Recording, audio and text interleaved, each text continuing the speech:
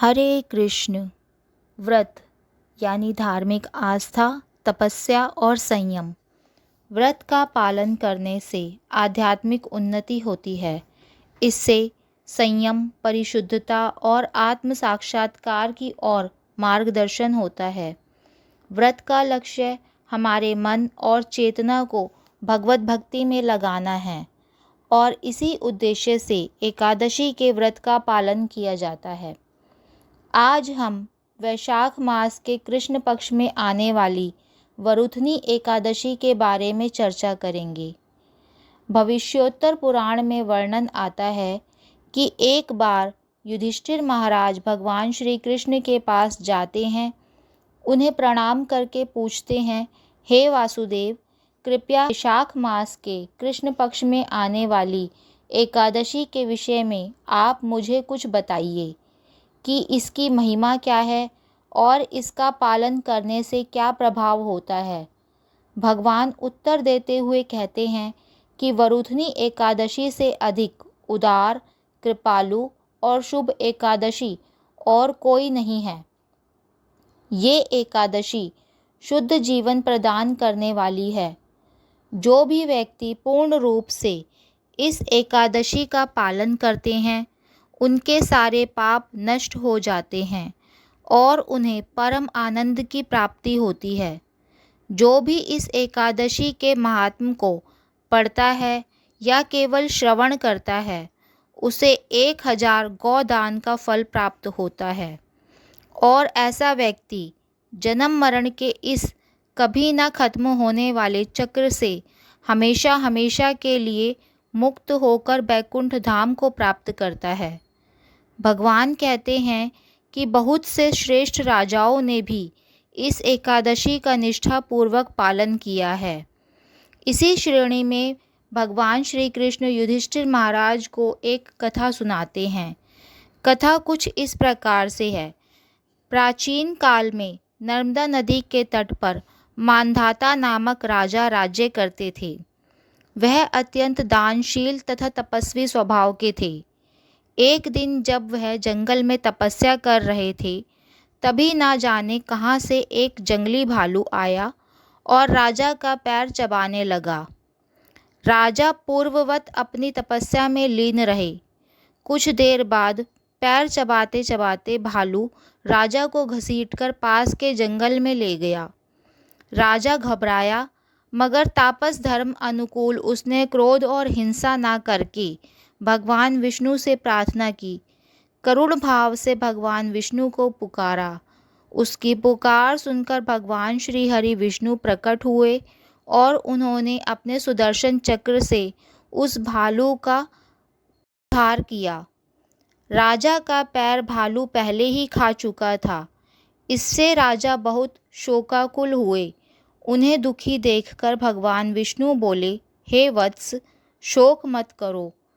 तुम मथुरा जाओ और वरुथनी एकादशी का व्रत रखकर मेरी वाराह अवतार मूर्ति की पूजा करो। उसके प्रभाव से पुनः तुम्हें सुदृढ़ अंगों वाले हो जाओगे। इस भालू ने तुम्हें जो काटा है, यह तुम्हारे पूर्व जन्म का अपराध था। भगवान की आज्ञा मानकर राजा मांधाता ने मथुरा जाकर श्रद्धापूर्वक वरुथनी एकादशी का व्रत किया।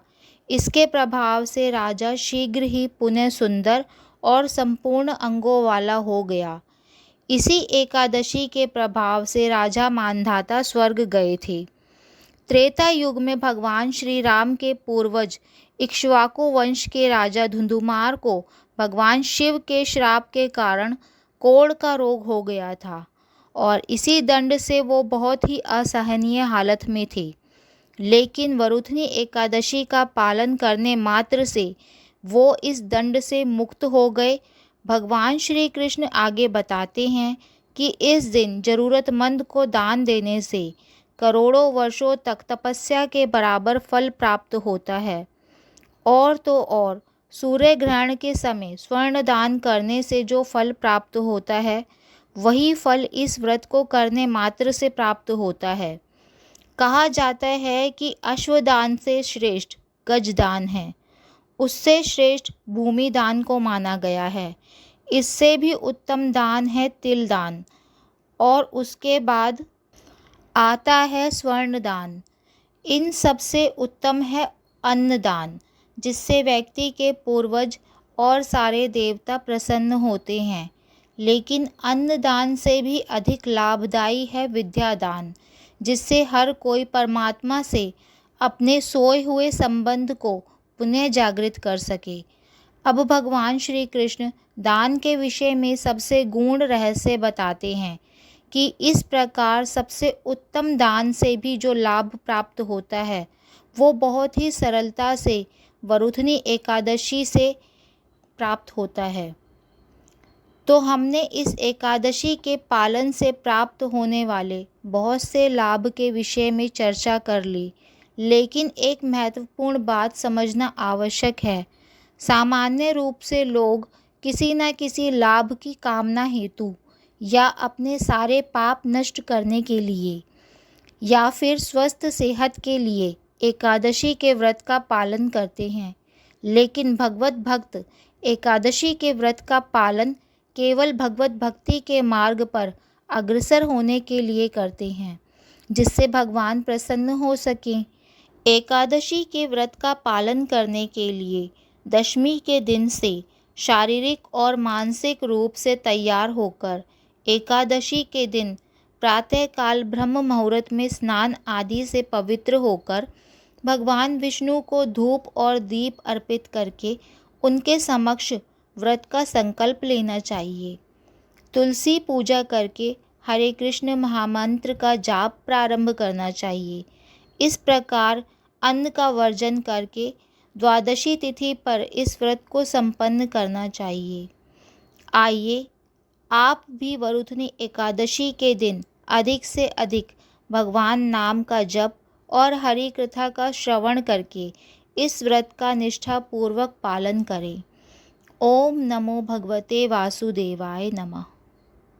तो ये थी आज की कथा आपको कैसे लगी हमें कमेंट करके ज़रूर बताएं, और कमेंट बॉक्स में जय श्री हरि अवश्य लिखें। साथ ही हमारे इस चैनल कंचन की आध्यात्मिक डायरी को सब्सक्राइब करना ना भूलें, ताकि आने वाली नई नई कथाओं की जानकारी आपको मिलती रहे। वीडियो को आखिर तक देखने के लिए आप सभी